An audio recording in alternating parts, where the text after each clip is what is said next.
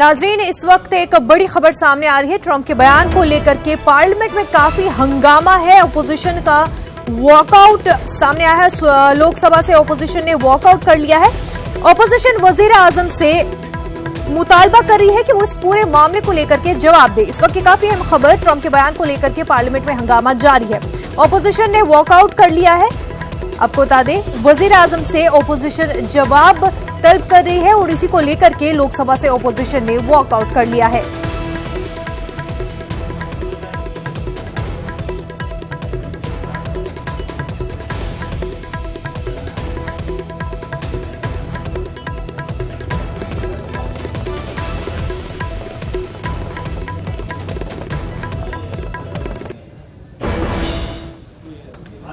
दोनों सदनों में जिस तरह का कांग्रेस पार्टी का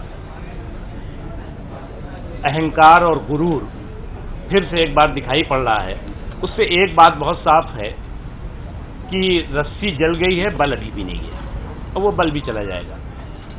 विदेश मंत्री ने उस पर बहुत स्पष्ट और बहुत साफ तरीके से भारत की स्थिति को स्पष्ट किया और साफ तौर से कहा कि किसी भी रूप में, किसी भी हाल में तीसरे पक्ष की मध्यस्थता भारत को स्वीकार नहीं है।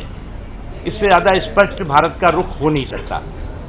उसके बावजूद भी प्रधानमंत्री जवाब दें, प्रधानमंत्री सवाल करें, प्रधानमंत्री जवाब दें, ये शुद्ध रूप से अहंकार है और इस अहंकार का हिसाब किताब जनता ने इनको बार बार करके दिखाया है और हर बार जो है ये मुंह की खाना इनको पड़ता है। नाजरीन, आपको बता दें कि ट्रंप के बयान को लेकर के पार्लियामेंट में काफी हंगामा हुआ है। ओपोजिशन ने वॉकआउट कर लिया लोकसभा से। ओपोजिशन चाहती है कि वजीर आजम नरेंद्र मोदी इस पूरे मामले को लेकर के जवाब दे। हमारे नुमाइंदे विनीत इस वक्त हमारे साथ जुड़ चुके हैं। विनीत, आपसे जानना चाहेंगे, ट्रंप का एक बयान और लोकसभा में काफी हंगामा देखने को मिल रहा है। ओपोजिशन ने वॉकआउट भी कर लिया है, क्या कुछ अपडेट है आपके पास? जी, निश्चित तौर पर मैं आपको बताना चाहूंगा कि न सिर्फ लोकसभा में बल्कि राज्यसभा को भी इस कारण से स्थगित करना पड़ा। साफ तौर पर विपक्षी पार्टियों की मांग है कि इस मुद्दे पर प्रधानमंत्री नरेंद्र मोदी स्पष्टीकरण दें।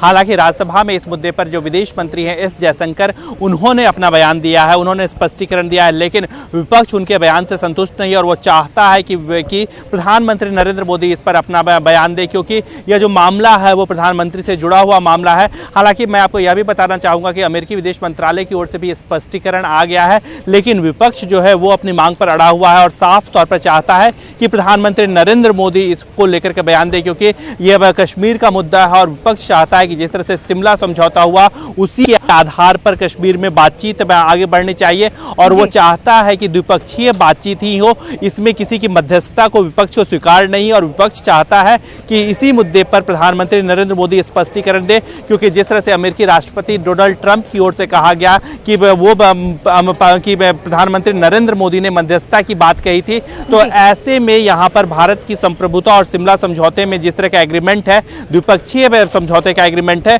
उसको लेकर के सवाल खड़ा हो रहा है और इसीलिए विपक्ष जो है वो दोनों सदनों में हंगामा कर रहा है और इसी कारण राज्यसभा को 2 बजे तक के लिए स्थगित भी कर दिया गया। जी मुनज्जा। विनीत, और अब जिस तरह से यूएस जो एडमिनिस्ट्रेशन है, ट्रंप एडमिनिस्ट्रेशन, वो डैमेज कंट्रोल करने की कोशिश भी कर रहे हैं। उनके बयान आ रहे हैं कि कश्मीर इशू जो है वो बायलैटरल इशू है, लेकिन अगर वो चाहे तो वो लोग मीडिएट इसमें कर सकते हैं।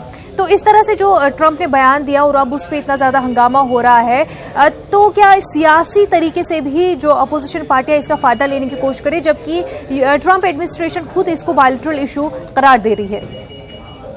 तौर पर जैसा कि मैंने पहले भी कहा और जैसा कि बीजेपी और केंद्र सरकार साफ तौर पे कह रही है कि यह बायलैटरल इशू है और इसे बायलैटरल तरीके से ही सोल्व किया जाएगा और वो यह भी हवाला दे रहे हैं कि इसे व्हाइट हाउस एडमिनिस्ट्रेशन की ओर से इस पर सफाई भी आ गई है, लेकिन विपक्ष जो है वो इस बात से मानने के लिए तैयार नहीं है। विपक्ष चाहता है, क्योंकि इसमें प्रधानमंत्री नरेंद्र मोदी का नाम लिया गया, इसीलिए प्रधानमंत्री नरेंद्र मोदी ही इस पर सफाई दे। हालांकि मैं आपको बताना चाहूंगा कि राज्यसभा में इस पर विदेश मंत्री एस जयशंकर ने सफाई दी है और साफ तौर पे कहा है कि द्विपक्षीय मुद्दा है और द्विपक्षीय मुद्दे के तौर पर ही इसे देखा जाएगा और इसका समाधान जो है वो द्विपक्षीय मुद्दे के तौर पर ही इसे सोल्व किया जाएगा। लेकिन विपक्ष जो है वो अपनी मांगों पर अड़ा हुआ है और उसका साफ तौर पे कहना है कि प्रधानमंत्री नरेंद्र मोदी ही इस पर सफाई दे। जी विनीत, जिस तरह से ट्रंप का ये बयान आया, क्या इसकी वजह से, इस बयान की वजह से जो इंडिया और यूएस के रिलेशंस है उसमें कुछ डैमेज आ सकता है?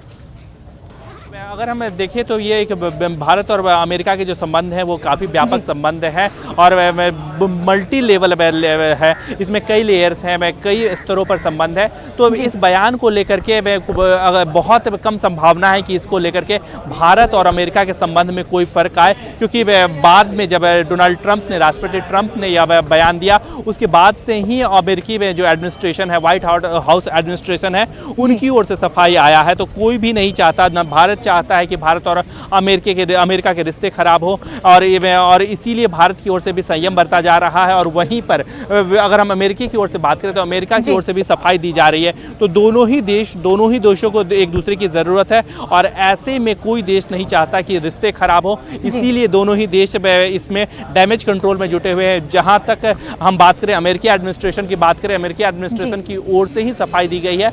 वहीं पर प्रधानमंत्री नरेंद्र मोदी या हम करें भारत सरकार की ओर से भी संयम बरता गया है और कोई भी इस तरह का बयान नहीं दिया गया कि दोनों देशों के बीच में रिश्ते खराब हो। तो साफ तौर पर दोनों ही देश जब रिश्तों को जो मजबूती है उसे बनाए रखना चाहते हैं, तो इससे संभावना कम है, या तो नगण्य ही हम कह सकते हैं कि दोनों देशों के रिश्ते में इससे कोई फर्क पड़ेगा। लेकिन विनीत, जिस तरह से जो डोनाल्ड ट्रंप है उनके टोन में कुछ फर्क दिखाई दिया, क्योंकि वो जो है पाकिस्तान की तारीफ कर रहे थे, जिस तरह से अफगान तालिबान के साथ जो है बातें हुई हैं उसको लेकर के वो पाकिस्तान एडमिनिस्ट्रेशन की तारीफ जिस तरह से कर रहे थे, तो वो एक टोन में जो है तब्दीली होती हुई नजर आई है, एक चेंज दिखाई दिया है।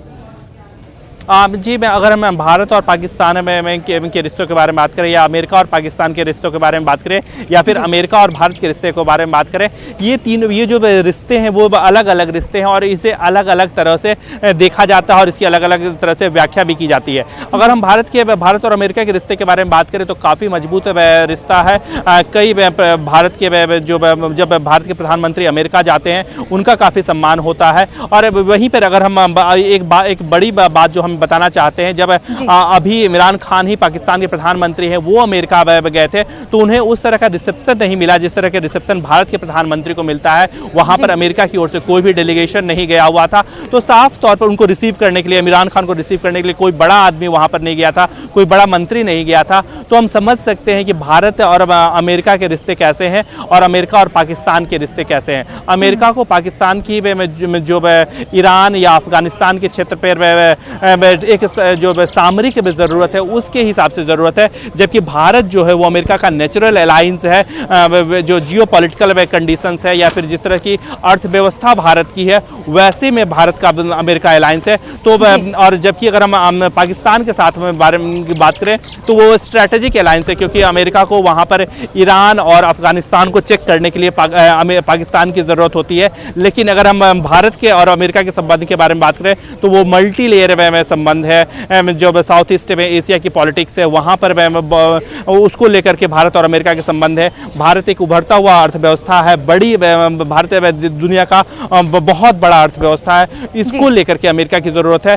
तो हमें इस वजह से हमें ये नहीं कह सकते कि इससे भारत और अमेरिका के रिश्ते पर कोई प्रभाव पड़ेगा, बल्कि दोनों ही देशों के रिश्ते मजबूत हैं और मजबूत ही रहेंगे, यह भी हम कह सकते हैं। लेकिन इस पूरे मामले को लेकर के ऑपोजिशन जो है पूरा सियासी फायदा उठाते हुए नजर आ रही है। बेहद शुक्रिया विनीत आपका।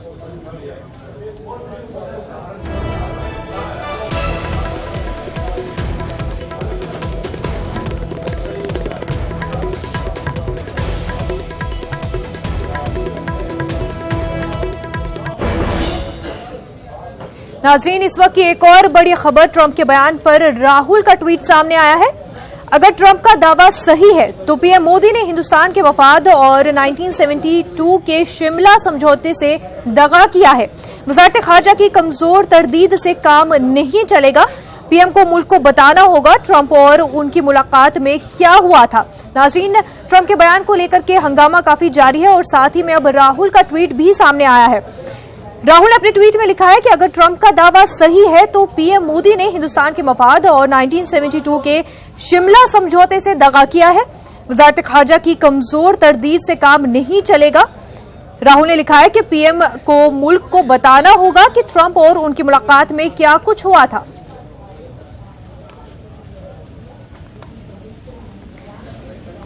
हमारे साथ हमारी नुमाइंदा रंजीता इस वक्त हमारे साथ जुड़ चुकी है। रंजीता, जिस तरह से एक बयान को लेकर के, ट्रंप के बयान को लेकर के इतनी उथल पुथल देखने को मिल रही है, जबकि यूएस एडमिनिस्ट्रेशन का भी इस पर जो है एक बयान आया है।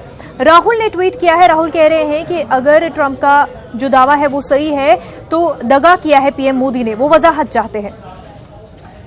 जी बिल्कुल मुनज़्ज़र, देखिए बड़ा मामला है और एक कहीं ना कहीं जिस तरह से अमेरिका के राष्ट्रपति ट्रंप ने ये बयान दिया है कि किस तरह से उन्हें कश्मीर मुद्दे पर मध्यस्थता के लिए भारत के प्रधानमंत्री नरेंद्र मोदी ने कहा था, तो ऐसे में कांग्रेस के पास एक बैठे बिठाए एक बड़ा मुद्दा हाथ लगा है।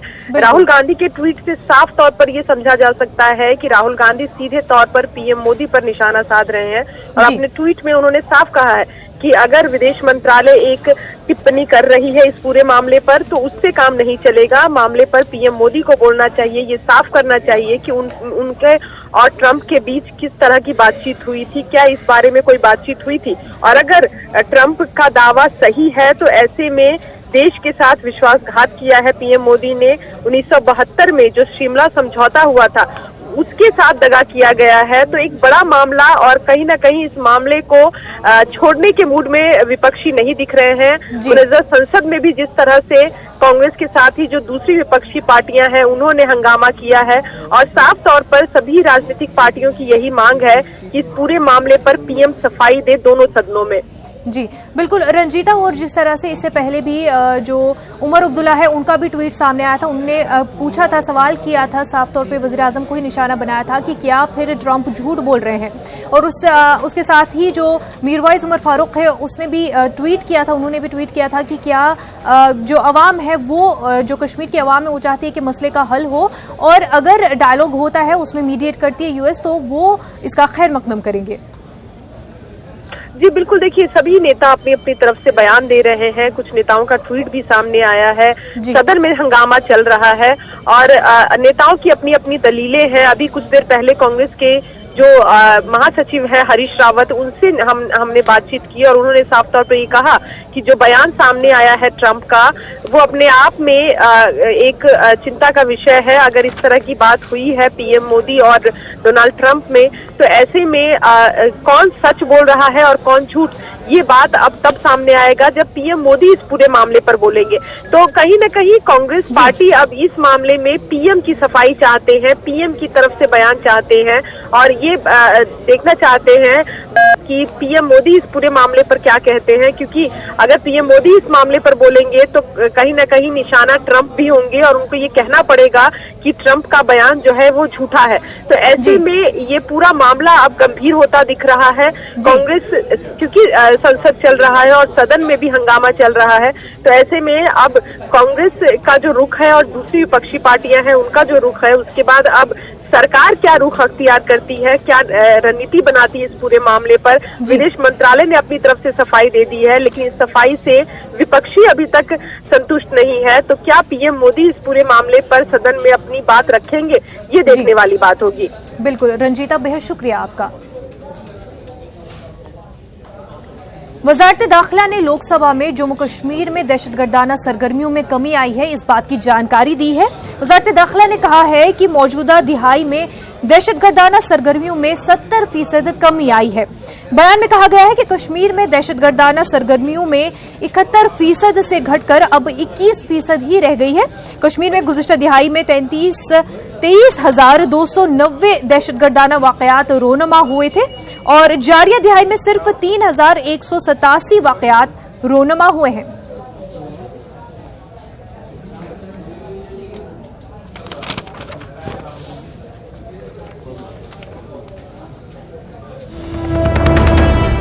नाज़रीन, इस वक्त एक और बड़ी खबर जम्मू कश्मीर से। पाकिस्तान ने एक बार फिर की फायरबंदी मुआहदे की खिलाफ वर्जी। जिला पुंछ के माल्टी सेक्टर में खिलाफ वर्जी की गई है। एक बार फिर से पाकिस्तान ने सीज फायर मुआहदे की खिलाफ वर्जी की है। जिला पुंछ के माल्टी सेक्टर में पाकिस्तान की जानिब से सीज फायर मुआहदे की खिलाफ वर्जी हुई है।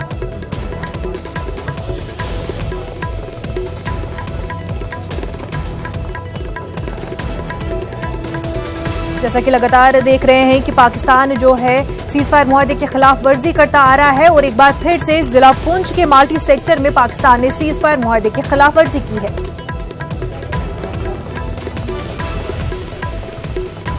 हमारे साथ हमारे नुमाइंदे मुनीश इस वक्त जुड़ चुके हैं। मुनीश, क्या कुछ अपडेट? मतलब है कि अब से 10 मिनट पहले जो है पाकिस्तान की जानिब से जो मल्टी सेक्टर है पुंछ का, वहाँ पर गोलाबारी शुरू की गई है और अभी गोलाबारी लगातार जारी है। और आपको बता दें कि पिछले कुछ दिनों से पाकिस्तान लगातार इस तरह की नापाक हरकतों को अंजाम दे रहा है। जैसे कि परसों रात को भी जो है पाकिस्तान ने 2 बजे से लेकर सुबह 5 बजे तक गोलाबारी की थी। और इन दिनों में जो है कि तो मौसम जो है थोड़ा क्लाउडी रहता है, तो जहाँ तक हमारी मतलब सूचना है कि वहाँ पर स्प्रेड कराने के चक्कर में पाकिस्तान जो है जो जितने भी दहशतगर्द हैं उनको इस तरह भेजने के लिए जो है इस तरह की हरकतें करता है, क्योंकि जो मौसम खराब मौसम की आड़ में, धुंध की आड़ में वो इस तरफ घुसने की कोशिश करते हैं। लेकिन हिंदुस्तानी आर्मी भी जो है लगातार मुंह तोड़ जवाब दे रही है पाकिस्तान को, और पाकिस्तान की जो नापाक हरकतें हैं उनको तोड़ने की कोशिश कर रही है। जी, और क्या रिहायशी इलाकों पे भी जो है पाकिस्तान निशाना बना रहा है? बिल्कुल, मतलब पाकिस्तान जब भी गोलाबारी करता है तो हिंदुस्तानी की चौकियों पे कम और रिहायशी इलाकों को ज्यादा निशाना बनाता है। और खास करके जब घुसपैठ करवाने की बात होती है तो तब रिहायशी इलाकों को निशाना इसलिए बनाया जाता है कि जो लोग हैं वो घरों के अंदर रहें, और कहीं अगर मौका मिलता है दहशतगर्दों को तो वो घुसपैठ करने में आसानी से घुसपैठ कर सकें। मुनीश, बेहद शुक्रिया आपका। आज वुस्ता कश्मीर के जिला बडगाम में बीएसएफ कश्मीर फ्रंटियर की जानिब से करगिल विजय दिवस के मौके पर तकरीब मुनक्किद की गई। इस मौके पर करगिल जंग के शहीद जवानों को खराज अकीदत पेश किया गया। आईजी बीएसएफ अभिनव कुमार और फौज के आला अफसरानों ने शहीदों को खराज अकीदत पेश किया।